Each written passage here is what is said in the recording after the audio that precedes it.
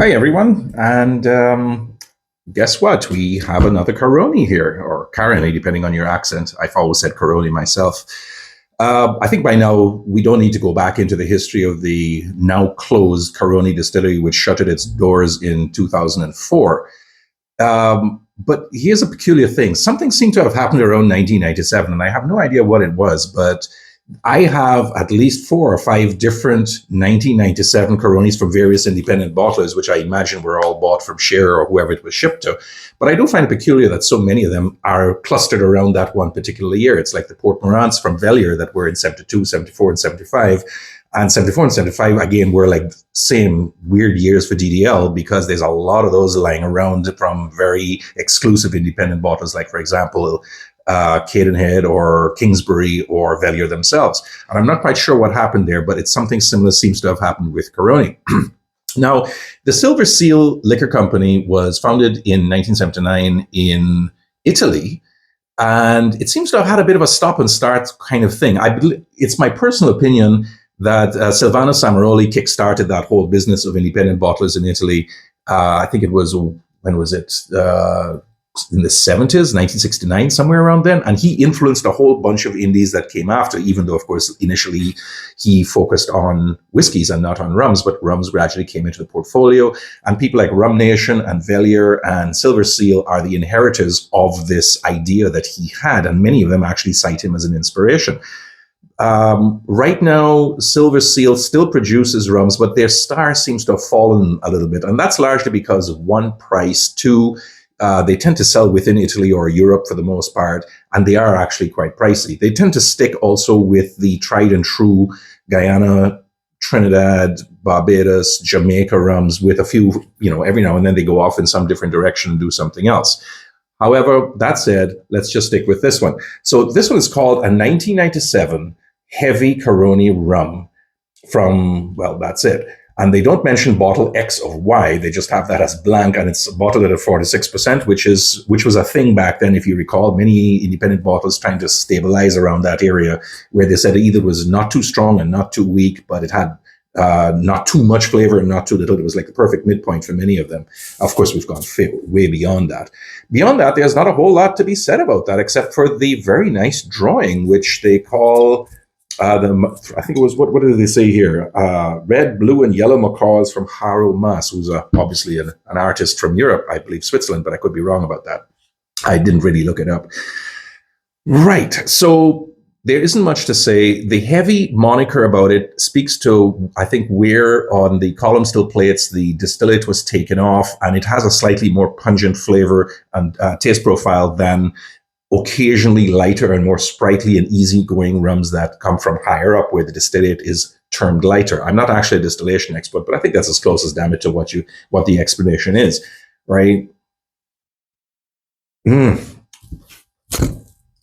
We've had Caroni around us now for, good Lord, has it been 10, 15 years? And just about everybody's tried one, right? Not the old originals from Velier, perhaps, but there's enough out there from other bottlers like Barangay or Silver Seal or Secret Treasures or any of the other independent bottlers out there for us not to think that we've missed out anything. No, you really don't. And there's a certain consistency on the taste profile for it, especially the nose. Right. There's something about Caroni that always speaks to me of diesel fuel, oil dripping off onto hot concrete, a little bit of anise, a little bit of molasses, a little bit of wood, depending how long it's been aged. It may have a lesser or greater influence. That's certainly the case here. But what it also always has is leather and smoke and dark fruits to go along with that. So it's very clearly distinctive from a DDL, which has that wooden pot still kind of vibe and, going on with it, or the Jamaicans with their funk and, that heavy fruity kind of thing that they got going. This is quite distinct in and of its own. And I swear, if that distillery hadn't been closed, we would almost call this a style entirely by itself because it's that distinctive and you'd always know it when you see it.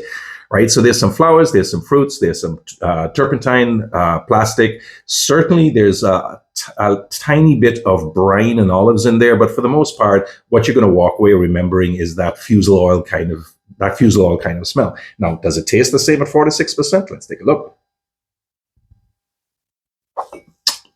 Oddly enough, it starts with marshmallows, strawberries, gooseberries, fruits, And only then afterwards does it kind of segue back into something of what the nose promised you with those fusel oils, light, not too much there, briny, spicy. There's a little bit of, those jute rice bags that you sometimes see, with those big honking big industrial sacks that they have. It's kind of got that sort of thing for it. And again, there's that oil, that diesel note to it, and it's not quite as good as the initial sense. I think the taste actually falls down just a slight bit, even though it is quite interesting. It's certainly nice. There's no question about that. Just not as good as the nose was. Mm.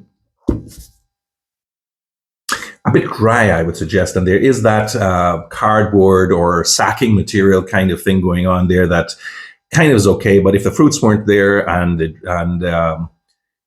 some of that fusel oil stuff, you'd really wonder what it is that you were tasting. The question then that one has to ask is, how good is it? It isn't one of the best Caronis I've ever had. I still think Velier holds the top cards on the best Caronis ever made out there.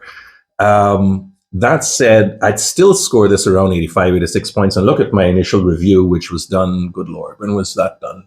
Long time.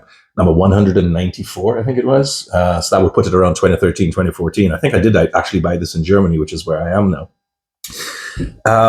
It is a good rum. It is a good Caroni, but I believe that by now this thing has gone so far back in time that to find it is going to be practically impossible. I mean, what did I say? It was 108 bottles or something like that. You're just not going to find this anymore. And if you do, it's going to be exorbitantly expensive, perhaps just because it's silver seal. And they did have a really great stellar reputation at one point. You could certainly get it. I wouldn't suggest that you spend a whole lot of coin on it. I mean, 150 euros might be the absolute top, and that's if you're a Caroni fan. Below that, I think it would be costing too much money. And I haven't actually checked to see whether it's been on auction of late. I somehow doubt it with this kind of outturn. But be that as it may, it's a Caroni. We are not going to see them forever. It's from a time before it was distilled at a time before they closed, obviously. How else could it be there? But it was also not a bad rum in and of itself. And if you want to see what the initial batch of Caronis was like, well, this is as good a place to start as any of you can find it. That's about all I can tell you about it right now, and I hope you enjoyed that. And I certainly hope you enjoyed the rum if you ever do find it. And if you have a comment, by all means, leave it, and we will talk to you next time. Take care, everybody. Bye.